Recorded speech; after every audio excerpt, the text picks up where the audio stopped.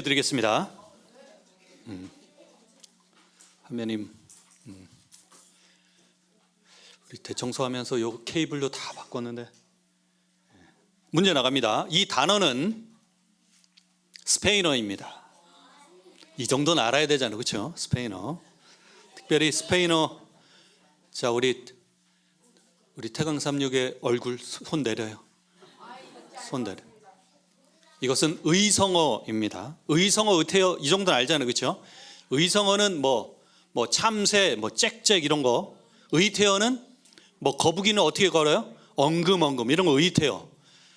교회에서 별거 다 배워요, 그렇죠? 예, 의성어, 의태어. 의태어는 이렇게 이런 겁니다, 교양. 자, 이 단어는 우리말의 똑딱똑딱이나 딱딱, 이것과 유사한 스페인어 의성어입니다. 이것은 무엇일까요? 자,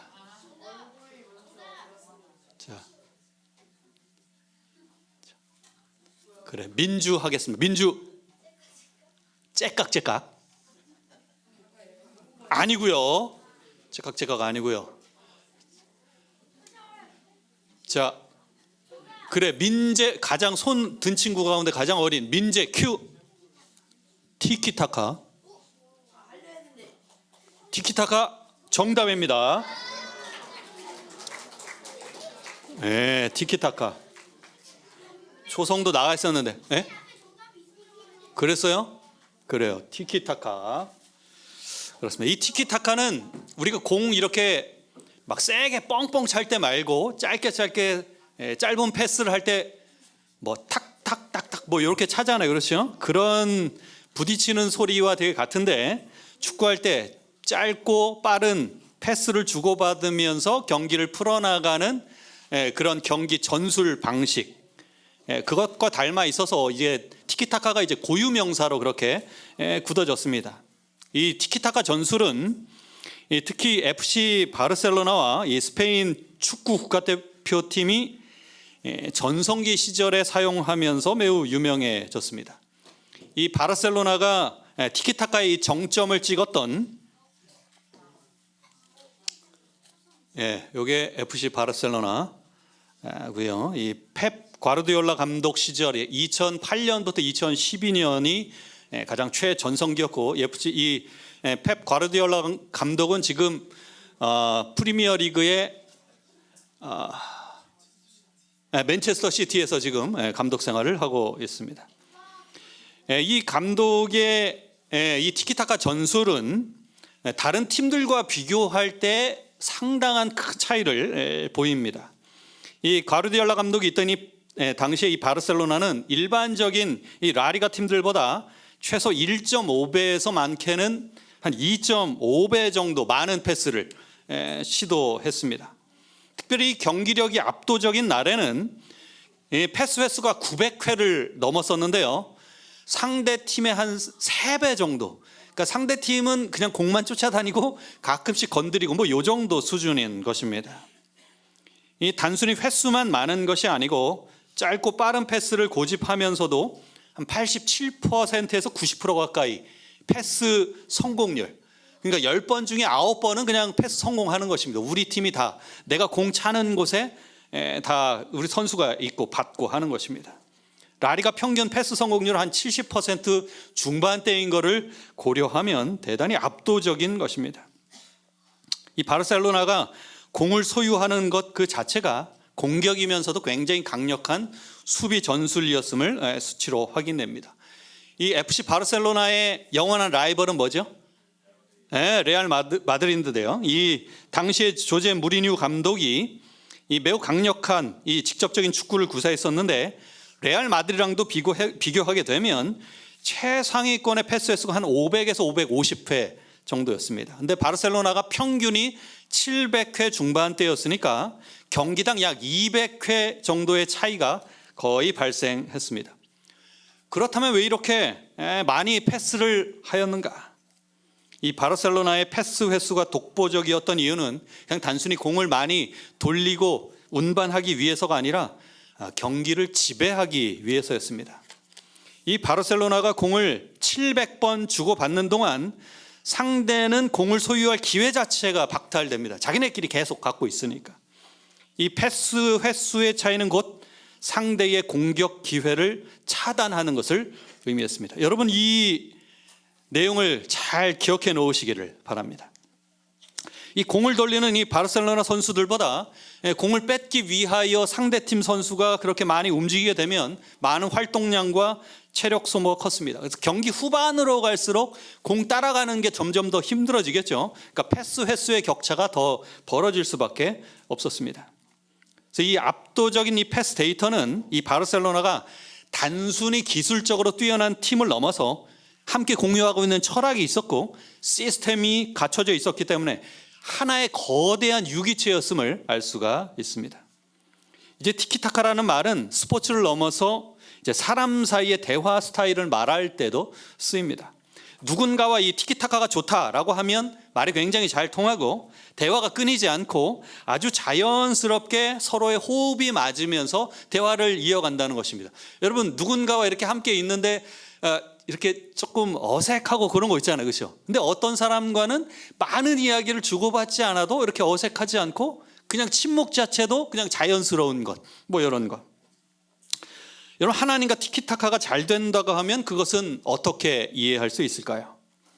말씀을 통해 드러난 하나님의 마음, 혹은 성경의 말씀 그 이면에 담긴 사랑, 그 본심을 온전히 이해할 때에 그것은 하나님과 티키타카가 잘 된다고 이야기할 수 있는 것입니다.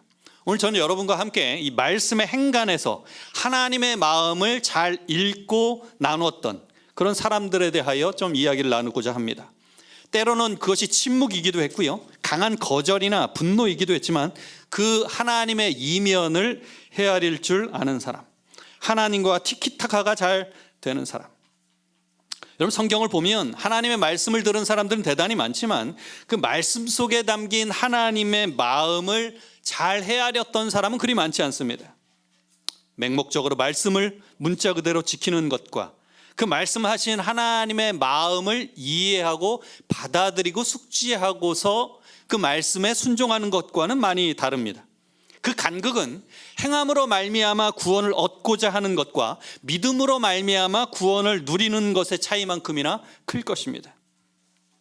오늘은 계명을 어기지 않았던 사람이 아니라 말씀의 행간에서 하나님의 마음을 읽고 움직였던 그런 사람들 살펴보면서 우리의 신앙이 어디까지 자라야 할까 좀 생각해 보기를 원합니다. 첫째 인물은 아브라함입니다. 하나님께서 아브라함에게 말씀하시죠. 여호와께서 아브라함에게 이르시되 너는 너의 고향 친척 아버지의 집을 떠나 내가 내게 보여줄 땅으로 가라. 내가 너로 큰 민족을 이루고 내게 복을 주어 내 이름을 창대하게 하리니 너는 복이 될지라. 이 말씀은 갈대아 우르에서 하신 말씀이 아니고 하란에서 하신 말씀입니다. 이와 유사한 말씀이 갈대아 우르에서 주어졌을 것입니다. 그리고 그곳에서 하란에서 중간에 머물고 있던 아브라함에게 다시 하나님께서 말씀하십니다. 이 말씀 가운데에는 그에게 제시된 지도도 없었습니다. 일정도 없어요. 조건도 없습니다. 근데 아브라함은 어떻게 합니까? 떠납니다. 왜 떠나는가? 아브라함에게 어디로 가라는 것보다 그가 주목하고 그 말씀에 순종해야 되겠다고 마음을 먹었던 것은 누가 말씀하셨는지였습니다. 아브라함은 하나님의 지시를 계산하지 않았습니다. 요즘 같으면 어떻게 해야 되겠어요? 최소한 목적지 정도는 알아야 되지 않겠습니까? 네, 우리 오늘 오후에 이제 제네시스 소그룹이 소그룹 수련회를 떠나는데 한 50여 명 갑니다. 어디로 가는지 다 알잖아요, 그렇죠? 모르고 가는 사람 있어요 혹시? 어린이 오늘은 몰라. 집에서 소통이 잘 안 되는구나. 그래요. 다 부모님은 아셔요, 다행히. 하나님의 지시를 계산하거나 고민하지 않았습니다. 아브라함은 하나님의 성품, 하나님의 약속하시는 그 방식을 신뢰했습니다. 부조와 선지자 126페이지에 보면 그는 하나님의 약속이 실현되는 외부적 증거가 조금도 없는데도 그 약속을 믿고서 누가 하신 말씀이기 때문에? 하나님께서 하신 말씀이시기 때문에 집과 친척과 고향을 버리고 갈 바를 알지 못하면서 하나님께서 인도하실 곳으로 따라가고자 나아갔다. 집도 친척도 고향도 버리고 갈 바를 알지 못하면서도 그렇게 인도하심에 따를 수 있었던 것은 하나님의 약속을 믿었기 때문입니다. 여러분, 그로부터 20여 년이 흐른 뒤에 하나님께서 이 소돔과 고모라를 심판하러 가시는 길에 발걸음 멈추시고 이렇게 말씀하십니다. 여호와께서 이르시되 내가 하려는 것을 아브라함에게 숨기겠느냐? 이 이야기는 뭐예요? 계속해서 20여 년의 시간이 흘렀음에도 불구하고 지속적으로 하나님과 아브라함 사이에는 관계가 유지되고 있었습니다. 티키타카가 계속 잘 유지되고 있었던 거예요. 물론 가끔씩 삐걱거리기도 했습니다. 하나님 편에서 삐걱거린 건 아니에요. 근데 아브라함은 지속적으로 하나님과 연결된 그런 관계를 맺어왔습니다. 부조선자 139페이지에 멸망시키는 일은 사랑이 무한하신 그분께는 생소한 일이다. 여호와의 친밀함이 경외하는 자에게 있으며 아브라함이 하나님을 영광스럽게 하였으므로 주께서는 그를 당신의 의논 가운데 참여시키고 당신의 목적을 그에게 밝힘으로 그를 영광스럽게 하셨다. 지금 이 계획을 누구와 나누고자 하는 거예요? 티키타가 잘 되는 이 아브라함과 나누고자 하는 것입니다. 그 계획을 이제 말씀하셔요. 여호와께서 또 이르시되 소돔과 고모라에 대한 부르짖음이 크고 그 죄악이 심히 무거우니 내가 이제 내려가서 그 모든 행한 것이 과연 내게 들린 부르짖음과 같은지 그렇지 않은지 내가 보고 알려 하노라. 하나님께서 굳이 이 소돔과 고모라의 심판에 대한 계획을 말씀하지 않으셔도 되는데 이 이야기를 하는 것은 단순히 정보 교환 차원이 아니었습니다. 이것은 하나님께서 아브라함에게 내 마음 아픈데 넌 어떻게 생각하니? 라고 하면서 그냥 툭 던진 거예요. 이때 아브라함은 어떻게 반응합니까? 여기서 소돔과 고모라를 심판하시다니 정말 대단하시네요. 최고요. 소돔과 고모라의 도덕적 수준을 아브라함이 몰라서 그랬을까요? 알았습니다. 정평이나 있었어요.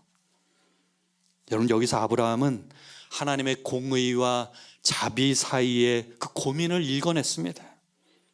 아브라함의 티키가 시작됩니다. 아브라함이 가까이 나아가 이르되 주께서 의인을 악인과 함께 멸하시려 하시나이까? 그 성중에 의인 50명이 있을지라도 주께서 그곳을 멸하시고 그 50의인을 위하여 용서하지 아니하시리이까? 하나님의 탁하가 반응을 합니다. 여호와께서 이르시되 내가 만일 소돔 성읍 가운데 의인 50명을 찾으면 그들을 위하여 온 지역을 용서하리라. 여러분 아시는 바와 같이 아브라함은 의인 50명에서 시작해서 45명, 40명, 30명, 20명, 10명 그렇게 내려가는 끈질긴 협상을 합니다. 여러분, 이것은 하나님께 대단히 불경한 흥정이 아니었습니다. 하나님의 자비로우신 그 본심을 끝까지 붙들고 늘어진 거룩한 티키타카였습니다. 여러분, 하나님께서는 그 당신의 마음을 알고 그 본심을 헤아리고 공의와 자비 사이에서 고민하시는 그 마음을 알고 이야기하는 이 아브라함의 기도를 기뻐하셨습니다. 깊은 존경과 겸비로 그는 탄원하였다. 숫자 단순히 줄여가면서 흥정하는 거 아니었습니다. 자만심도 자신의 의의를 자랑할 마음도 없었다. 그는 순종이나 하나님의 뜻을 행하느라고 드린 희생들을 근거로 은총을 요구하지 않았다. 아브라함은 사랑하는 아버지에게 간청하는 어린아이의 확신을 나타내었다. 이때 나이 99세였습니다. 이분이 지금 하나님과 기도로 흥정하는 거예요. 여러분, 하나님께서는 이런 아브라함의 기도 좋아하셨습니다. 서로가 서로의 마음을 이해하고 주고받는 것입니다. 거룩한 티키타카. 여러분, 우리도 말씀을 읽으면서 그 말씀 너머에 있는 하나님의 안타까움을 읽어낼 수 있는 영적 통찰력을 갖게 되시기를 간절히 바랍니다. 두 번째 인물은 모세입니다. 모세가 십계명을 받으러 시내산에 올라갔습니다. 처음에 올라갔을 때. 근데 아시는 바와 같이 산 아래에서는 아론을 중심으로 해서 뭐 만듭니까? 금송아지를 만드는 사건이 벌어집니다. 하나님께서 진노하시며 말씀하셔요. 그런즉 내가 하는 대로 두라. 내가 그들에게 진노하여 그들을 진멸하고 너를 큰 나라가 되게 하리라. 여러분, 그들에게 하나님의 임재의 현현이 없어서 그런 게 아니에요. 모세가 올라갔을 때에 시내 산에서 번쩍번쩍하는 하나님의 임재의 모습이 분명히 보였습니다. 이렇게 엇나가는 그들을 보면서 하나님의 마음이 이해가 됩니다.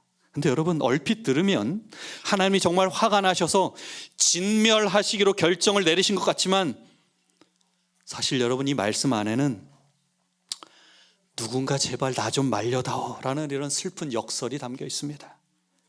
모세가 이거 알아차렸을까요? 모세가 이거 알았습니다. 그가 어떻게 반응합니까? 부조선자 318페이지에 보면 모세는 좌절과 진노밖에는 나타나지 않은 곳에서 희망의 근거를 찾아냈다. 그는 나대로 하게 하라는 하나님의 말씀은 금지하는 뜻이 아니요 중재하도록 격려하는 말이며, 자기의 기도밖에는 아무것도 이스라엘을 구원할 수 없다는 암시로서 만일 그와 같이 간구하면 하나님께서 당신의 백성을 용서하시리라는 뜻으로 이해하였다. 여러분, 읽었던 이 출애굽기 32장 10절 말씀에는 내가 하는 대로 두라. 내가 그들에게 진노하여 그들을 진멸하고 널 큰 나라가 되게 하리라. 이 말씀 액면 그대로 보면은 대단히 서슬퍼런 이야기인데, 모세는 거기에서 횡간의 의미를 파악한 것입니다. 여러분, 정말 멋지지 않아요? 이심전심으로 하나님의 마음을 헤아린 것입니다. 우리 지명수 성도님이 고등학교를 미션 스쿨을 다니셨는데, 거기 성경 가르치는 어떤 목사님이 이렇게 좀 떠드는 학생들이 있어가지고, 야, 너희들 나가! 해서 지명수 성도님이 진짜 나갔대요. 야, 얘들아 나가래! 이렇게 하면서 그때 하셨던 목사님의 말씀은 뭐였어요? 이 수업에 좀 더 집중하라 이거였는데 뭐예요? 야, 나가래! 직사게 혼났다고 하셨습니다.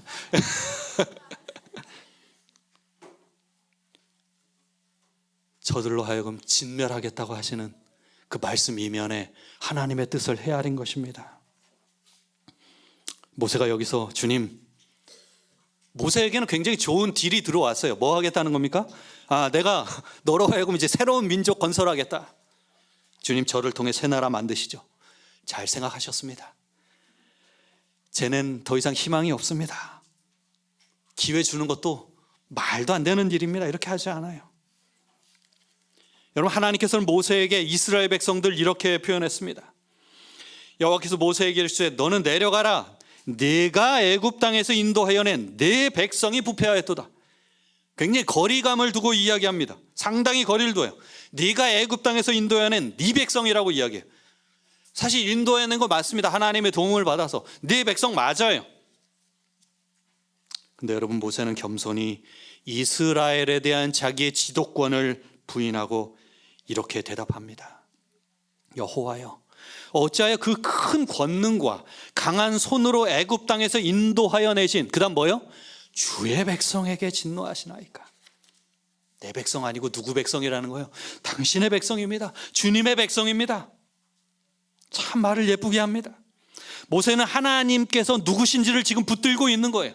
하나님의 명예와 아브라함에게 하신 약속을 들고 나옵니다. 주님, 이렇게 이 광야에서 진멸하면 하나님의 얼굴이 뭐가 되겠습니까? 당신을 뭐라고 이 애굽 사람들이 평가하겠습니까? 어찌하여 애굽 사람들이 이르기를 여호와가 자기의 백성을 산에서 죽이고 지면에서 진멸하려는 악한 의도로 인도해 내었다 말하게 하시려 하나이까. 주님, 기껏 이렇게 힘겹게 끄집어내놓고 광야에서 시내산에서 그렇게 죽게 하는 것, 이방인들에게 너무 하나님의 얼굴에 먹칠하는 겁니다. 주의 맹렬한 노를 그치시고 뜻을 돌이키사 주의 백성에게 이 화를 내리지 마옵소서. 모세는 이 하나님과 대화를 주고받으면서 그 하나님의 언약의 신실하심을 지금 건드립니다. 그럼 하나님과 대화 나눈 이 모세에 대하여 사람이 자기의 친구와 이야기함 같이 여호와께서 모세와 대면하여 말씀하시며 여러분, 진정한 친구는 상대방이 화를 낼 때에 그 화가 본심인지 아닌지 압니다. 갓 결혼한 부부가 처음에 많이 다투고 갈등이 있는 이유는 서로 많이 교제하면서 알았다고 생각을 했지만 좀 살아보니까 더 상대방의 잘 몰랐던 그런 부분이 드러나서 맞춰가는 그런 과정이 생기게 됩니다. 하나님의 진노를 모세는 그것이 하나님의 본심이 아님을 알았습니다. 그걸 알아차렸어요. 여러분, 하나님과 이런 수준의 소통이 가능하시길 바랍니다. 모세는 하나님의 법을 들이대지 않았습니다. 모세는 하나님의 명예와 하나님의 사랑과 하나님의 언약을 붙들었습니다. 하나님께 결국 모세의 중보를 받아들이십니다. 여호와께서 뜻을 돌이키사 말씀하신 화를 그 백성에게 내리지 아니하시니라. 그럼 모세는 하나님의 말씀 그 액면 그대로가 아니라 하나님께서 그 말씀하신 의도를 파악하고 하나님의 그 마음을 헤아리며 읽은 사람이었습니다. 이를 계기로 모세의 MBTI가 바뀌는 전환점을 맞이하게 됩니다. 제가 작년에 이 성경에 나타난 이 성경 인물 MBTI에 대한 설교를 하면서 모세는 ISTJ라고 이렇게 말씀을 드렸었는데, 다소 소심하게 보였던 이 모세가 달라지게 된 결정적인 계기가 이 사건 때문이었습니다. 부조와 선지자 319페이지에 보면 이스라엘 백성을 위하여 중재할 때에 모세는 이제까지 하나님의 인도하에서 그가 여러모로 정력을 쏟아온 이스라엘 백성들에 대한 깊은 관심과 사랑 때문에 그의 소심함은 없어졌다. 이제 I에서 다른 걸로 바뀐 거예요. 이스라엘에 대한 그의 관심은 이기적인 동기에서 나오지 않았다. 그에게 있어서 하나님의 선민의 번영은 자기 개인의 명예나 큰 나라의 조상되는 특권보다도 더 귀중했다.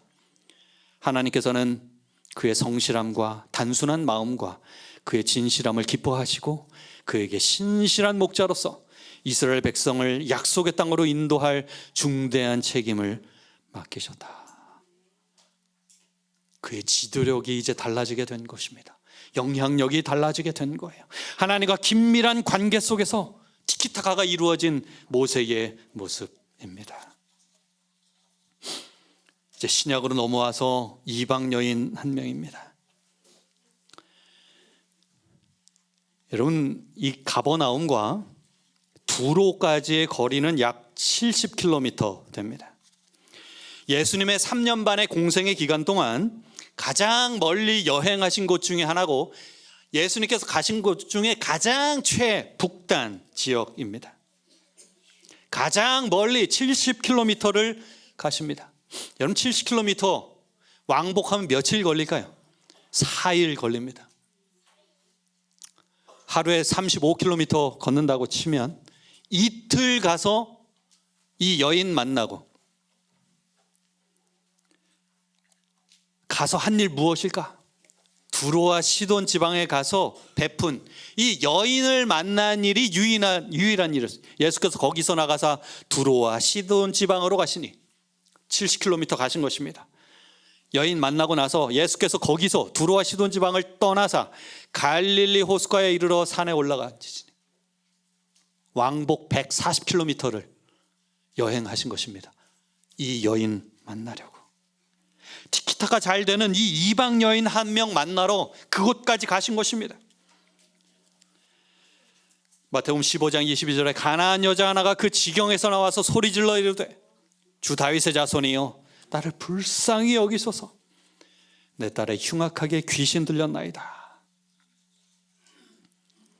예수님의 반응 보이십니다. 예수는 한 말씀도 대답하지 아니하시니 제자들이 와서 청하여 말하되 그 여자가 우리 뒤에서 소리를 지르오니 그를 보내소서. 말 안 한다는 건 뭐예요? 무시하는 것입니다. 예수님 그래도 한 말씀 하시죠. 귀찮게 하니까 돌려보내시죠. 이제 예수님의 티키가 시작됩니다. 예수께서 대답하여 이르시되 나는 이스라엘 집에 잃어버린 양 외에는 아무데로 보내심을 받지 아니하였노라. 여인의 탁하가 이루어집니다. 여자가 와서 예수께 절하며 이르되 주여 저를 도우소서. 다시 예수님의 티키가 이루어집니다. 대답하여 이르시되 자녀의 떡을 취하여 개들에게 던짐이 마땅하지 아니하니라. 여러분, 은유적으로 말씀하셔요. 유대인에게 주는 그 혜택을 이방인들에게 주는 것은 온당치 않다. 이방인들을 짐승처럼 취급하는 것입니다. 너무 세게 말씀하시는 것처럼 보여요. 여러분, 이 스로보니게 여인은 자기 마음의 상처가 너무 크지 않도록 애쓰시는 그 예수님의 심정을 간파했습니다. 예수님 곁에서 그렇게 예수님을 보좌했던 이 제자들조차도 알아차리지 못했지만 이 이방 여인은 예수님의 본심을 알아차렸어요. 여러분, 이게 티키타카예요. 내 말의 의도를 정확하게 알고 깨우치는가? 시대의 소망 401페이지에 예수님의 표면상의 거절, 그 이면에 숨길 수 없는 긍휼하심을 보았다. 말로는 거절하시는데 마음으로는 지금 손을 내밀고 있는 거예요. 너 지금 도와주고 싶어. 이거 상처받고 도망가지는 마. 여인이 이거 알아차렸습니다. 티키타카가 된 거죠. 이제 여인의 타카가 이루어집니다. 여자가 이르되 주여 올소이다마는 개들도 제 주인의 상에서 떨어지는 부스러기를 먹나이다.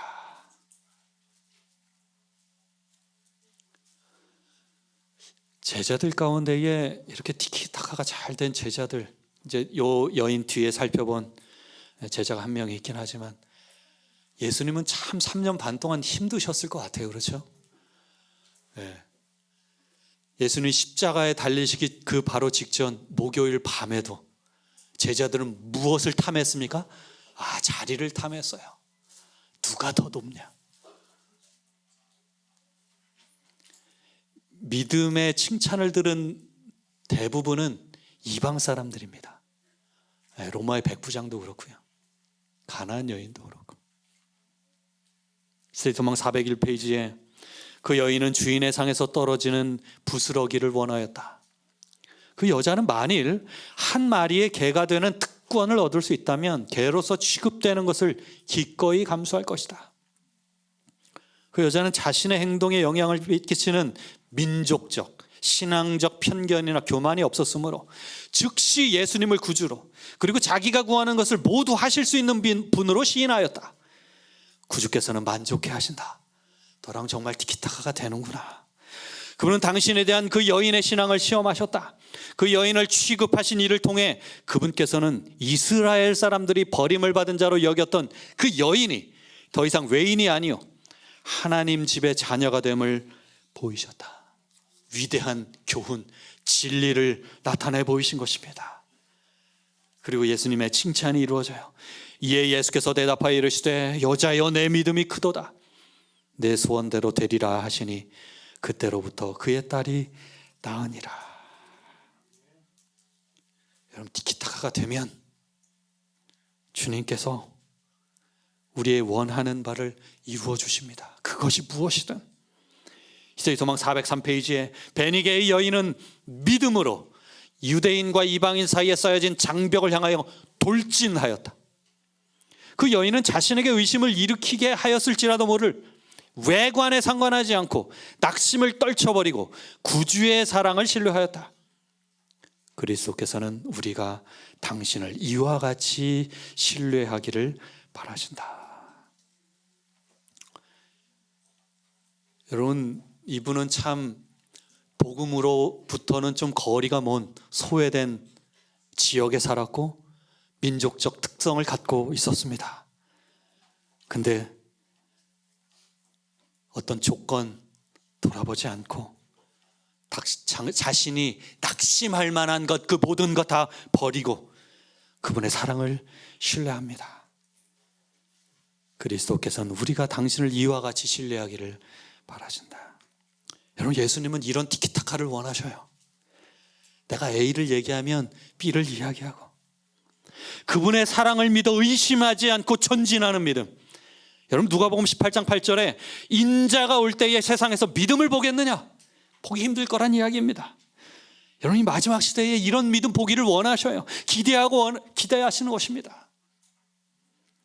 이 마지막 시대에 예수님과 진실된 티키타카가 되는 믿음의 대장부들이 꼭 되시게 되길 간절히 바랍니다. 여러분, 예수님의 제자 중에 예수님과 티키타카가 가장 잘된 제자 누구일까요? 생각해 보니까 요한입니다. 요한밖에 없는 것 같아요. 아무리 살펴봐도 요한밖에 없습니다. 근데 여러분, 그는 결함이 참 많은 사람이었습니다. 그의 성격, 또 세베대의 아들 야고보와 야고보의 형제 요한이니 이 둘에게는 보아너게 곧 우레의 아들이라는 이름을 더하셨으며 얼마나 성격이 급하고 저돌적인지 번개와 같다는 것입니다. 우레의 아들. 근데 요한은 어떤 특징을 가졌는가 하면 베드로와 야고보와 요한은 예수와 한층 더 가까운 관계에 있었다. 그들은 예수의 이적을 보고 당신의 말씀을 들으면서 거의 항상 함께 있었다. 요한은 예수와 한층 더 긴밀한 친분을 가짐으로 예수의 사랑받는 자로서 구별되었다. 여러분, 요한 보게 되면 요한 자신에 대해 지칭할 때 뭐라고 표현하는가 하면 사랑하는 그 제자라고 계속 누누이 이야기합니다. 요한이라고 얘기하지 않아요. 그 사랑을 계속해서 이야기합니다. 구주께서는 그들을 다 사랑하셨으나 요한이 가장 잘 받아들이는 정신을 소유하고 있었다. 어린아이가 의지하는 신뢰 이상으로 예수께 그의 마음을 열었다. 여러분, 우레의 아들이라는 별칭이 있었던 이 요한이 예수님과 교제하고 티키타카하고 말씀을 들으면서 그가 변화되기 시작했습니다. 거친 사람이 달라지기 시작했습니다. 정로의 계단 73페이지에 그가 하나님의 아들 예수의 일상생애 가운데 나타난 능력과 인내, 권능과 애정, 위엄과 겸손을 보았을 때에 그의 마음은 찬탄과 사랑으로 충만하게 되었다. 날마다 그의 마음은 그리스도에게로 이끌려가게 되어 마침내 그는 자기의 주님에 대한 사랑의 자신을 잊어버리게 되었다. 그리스도의 사랑의 힘이 그의 품성을 변화시켰다. 여러분, 예수님께서 십자가에 달리셨을 때에 가룟 유다는 이미 죽었습니다. 나머지 11명의 제자들은 모두 흩어졌습니다. 10명의 제자는. 근데 십자가 곁에 끝까지 남아있던 제자는 단 한 제자, 요한이었습니다. 예수께서 자기 어머니와 사랑하시는 제자가, 여기 요한을 지칭하는 표현이에요, 곁에 서 있는 것을 보시고 어머니 마리아를 요한에게 의탁하죠. 끝까지 십자가 곁에 붙들고 있던 요한. 여러분, 예수님께서 십자가 이후에 부활하셔서 하늘로 승천하신 이후에 거의 60여 년 흐른 다음에 AD 95년경 예수님을 증거하던 12사도들, 심지어 가룟 유다 대신에 사도로 부름을 받았던 마띠아조차도 대부분 순교하였습니다. 사도 요한도 예수님을 전하다가 이 도미티아누스 황제에 의하여 끓는 기름가마에 던져지게 됩니다. 사도행전 570페이지에 보면 도미티아누스 황제는 분노로 가득 찼다. 그는 그의 음성을 침묵시키기로 굳게 결심하였다. 요한은 끓는 기름가마 속에 던져졌으나 주께서는 새 히브리인을 풀무 속에서 보존하신 것처럼 당신의 충실한 종의 생명을 보존하셨다. 여러분, 물은 100도씨에 끓는데 기름가마가 끓으면은 엄청난 열기입니다. 그냥 다 녹아내릴 수밖에 없어요. 아까 들어간 침례 요한의 표정 보셨죠? 멀쩡한 것입니다. 요한은 하나님의 말씀과 예수의 증거를 인하여 정죄당해 황제의 칙령에 의하여 반모섬으로 추방당했다. 황제가 끓는 기름가마에 던져서 죽여 없애버리려고 했는데 예수님께서 그를 보호하신 것입니다. 죽이려고 하니까 죽이지 못해요. 그래서 그를 반모섬으로 유배를 보냅니다. 제자로 부름받아 예수님과 그렇게 티키타카가 잘 되었던 요한, 그로부터 60여 년이 지난 다음 그 유배지 반모섬에서도 예수님과 티키타카하는 요한의 모습이 나타납니다. 반모는 로마 정부가 죄수들의 정배지로 택한 곳이었으나 하나님의 종에게는 이 침울한 거처가 하늘의 문이 되었다. 분주한 생활 환경에서 그리고 이전 생활의 활동적인 수고에서 차단된 채 이곳에서 요한은 하나님과 그리스도와 그리고 하늘의 천사들과 교제하였다. 반모의 절벽과 바위 가운데서 요한은 그의 창조주와 교통하였다. 그가 그의 과거 생애를 회고하고 받은 축복들을 생각할 때에 마음의 평화가 넘쳐 흘렀다. 교제, 교통, 이게 티키타카와 대단히 유사한 비슷한 말들입니다. 여러분, 예수님께서 이 땅에 계실 때에 티키타카가 잘 되었던 청년 제자 요한, 65년이 흐른 뒤에 유배 생활 중에서도 변함없으신 그 예수님과 티키타카를 하는 고령의 사도 요한, 여러분 정말 아름답지 않습니까? 사랑하는 성도 여러분, 하나님께서 오늘날 찾으시는 사람은 완벽한 사람이 아니라 말씀 사이에서 하나님의 마음을 찾고 그 진술을 헤아리는 사람입니다. 그렇다면 여러분, 어떻게 하나님과 티키타카가 잘 될 수 있을까요? 세 가지가 필요합니다. 그 첫 번째는 머무름의 시간이 필요해요. 경기장에서 함께 사는 것입니다. 사람이 자기의 친구와 이야기함 같이 여호와께서 모세와 대면하여 말씀하시며, 여러분 굉장히 이 프로 축구 하는 선수들 보게 되면 보지 않고 패스를 하는 게 있습니다. 노룩 패스라고 하죠. 이것이 가능한 이유는 이 선수들이 수만 번의 훈련을 함께 하면서 서로의 움직임을 몸으로 익혔기 때문입니다. 이쪽 보고 있는데 공은 우리 선수가 거기 당연히 있을 걸로 알고 보내는 것입니다. 여러분, 모세가 이스라엘 백성들 그들 위하여 중보할 때에 어디에 있었는가 하면 회막에 머물렀습니다. 단순한 장소 이동이 아니었어요. 하나님과 주파수를 맞추는 시간이었습니다. 여러분, 우리가 하나님과 티키타카가 안 되는 이유는 실력이 없어서도 그렇지만 더 나아가서 하나님과 함께 있는 시간이 부족해서 그분의 사인을 읽지 못하기 때문입니다. 여러분, 일상 속에서 여러분의 회막은 어디입니까? 꼭 교회가 아니어도 돼요. 복잡한 세상 속에서 나만의 회막, 거룩한 고립장소를 만드시길 바랍니다. 거룩한 고립장소. 우리는 함께 하면서 뭔가 유대를 갖고, 물론 이것도 중요합니다. 내 스스로 그렇게 고립되기로 선택하는 것입니다. 누구와 티키타카 하기 위하여요? 하나님과 티키타카 하기 위하여. 그 안에서 주님의 눈빛과 손짓을 익힐 때에 우리는 비로소 세상이라는 경기장 그 한복판에서도 주님의 사인을 즉각적으로 알아차릴 수 있는 것입니다. 두 번째는 여러분, 말씀의 맥락을 파악하는 거예요. 디모데전서 4장 5절에 보게 되면 하나님의 말씀과 기도로 거룩하여짐이라. 여러분, 전술 이해도가 낮은 선수는 감독이 공격을 강화하라고 이야기하면 무작정 앞으로 나가서 그것에 매몰됩니다. 수비의 허점을 보이게 되죠. 감독의 그 말한 맥락을 모르게 되면 메시지를 오해하게 돼요. 공격에 강화하되 수비도 신경 쓰라는 이야기입니다. 멀티플레이어가 되라는 이야기예요. 여러분, 하나님의 말씀은 파편화된 정보가 아닙니다. 사랑과 공의라는 거대한 흐름 속에서 우리가 그 말씀을 이해해야 합니다.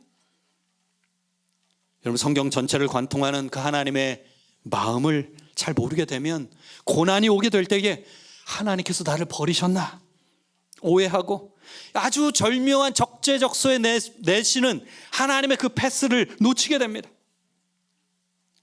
여러분, 말씀의 맥락을 알면 세미한 음성이 들릴 때에 이것이 나의 욕망으로 비롯된 것인지, 아니면 사탄의 유혹인지, 아니면 나를 살리시려는 하나님의 키패스인지 정확하게 분별하게 됩니다.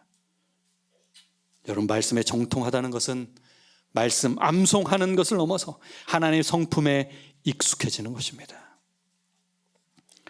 세 번째는 여러분, 내 뜻을 내려놓는 것입니다. 너는 범사의 그를 인정하라, 그리하면 내 길을 지도하시리라. 여러분, 공을 받을 때에 내 발에 힘이 잔뜩 들어가 있으면 이건 헬라어로 이야기하면 에고입니다. 공은 내 발을 맞고 그냥 튕겨 나갈 수가 없어요. 부드럽게 받아야 하는 것입니다. 공이 수비수 이 선수 맞고 튕겨져 나가게 되면 터치가 불안하다는 표현을 해요. 내 고집이 강하고 내 계획이 강하면 하나님께서 적재적소에 넣어주는 그 패스가, 아주 완벽한 패스가 내 삶에서 튕겨져 나가게 됩니다. 그리고 나는 무엇을 고집하는가 하면 하나님의 패스가 이 방향으로, 내가 원하는 장소에, 내가 원하는 위치로, 내가 원하는 시각에 꼭 오기를 기대합니다. 그것을 정해두는 순간 하나님의 창조적인 패스는 무용지물이 되는 거예요. 하나님의 패스가 잘못된 것이 아니라 내가 잘못된 것입니다. 내 위치가, 내 힘이. 여러분, 하나님 앞에 나의 힘을 뺀다는 것은 무기력해지는 것이 아니라 나보다 나를 더 잘 아시는 하늘 감독님께 내 삶의 주도권을 내어드리는 일입니다.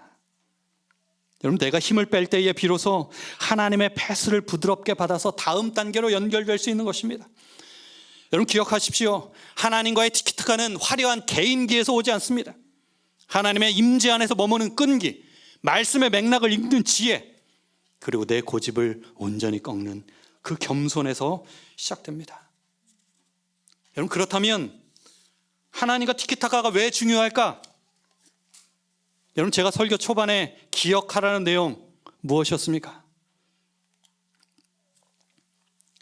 경기를 지배하기 위해서 FC 바르셀로나가 그렇게 티키타카에 집중했던 이유는 그냥 단순히 공을 돌리는 작업이 아니라 그 경기를 지배하기 위해서였습니다. 여러분, 하나님과 티키타카를 하면은 경기를 지배한다는 이야기는 무엇인가 하면 이 경기는 이제 내 경기가 아닌 것입니다. 우리 경기가 되는 것이에요. 우리에는 누구도 이 범주에 포함됩니까? 하나님도 포함이 되는 것입니다. 나만의 경기가 아니라 우리의 경기가 되는 것이고, 그것은 곧 하나님의 경기가 되는 것입니다. 공을 700번 주고받는 동안 상대는 공을 소유할 기회조차 박탈됩니다. 여러분, 우리가 하나님과 티키타카가 되면 우리 평생의 상대팀, 선악의 대쟁투에서 악의 팀에 있는 사탄의 공격 기회가 원천적으로 차단되는 것입니다. 이것은 내 경기가 아니라 하나님의 경기이기 때문입니다. 여러분, 주님과 끊임없이 티키타카하게 되면, 주님과 지속적으로 소통하고 교류하게 되면 사탄의 공격이 원천적으로 차단되는 것입니다. 공조차 다니다가 사탄은 기회만 엿보다가 그 경기에서 패하게 되는 것입니다.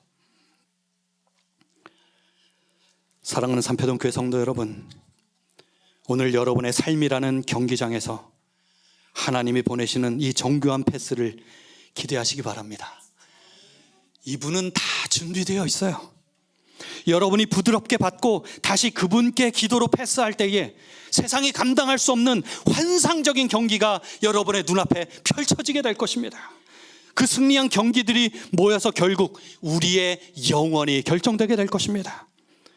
우리 모든 성도들이 하나님과 온전한 티키타카를 통하여 재림의 그날까지 이것이, 이 일이, 이 사건이, 이 행위가 지속적으로 진행되므로 반드시 승리하셔서 이 구원의 대열에 참여하시는 우리 모든 성도들 되시길 간절히 바라며 말씀을 마치겠습니다.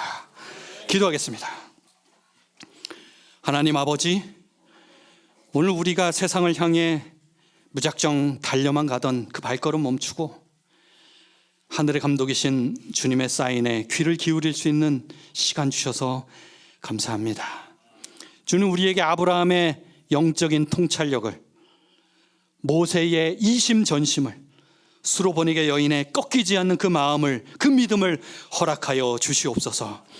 우리가 주님과 쉬지 않고 사랑의 패스를 주고받는 이 인생의 경기에서 사탄이 틈탈 기회조차 없는 완전한 승리를 경험하게 하여 주시옵소서. 반모섬의 요한처럼 어떠한 고립된 환경 가운데서도 주님과 즐거이 대화하며 재림의 그날까지 이 거룩한 경기를 완주하는 우리 모든 성도들이 되게 하옵시기를 지금도 여전히 살아계신 예수님으로 간절히 기도드리옵나이다. 아멘.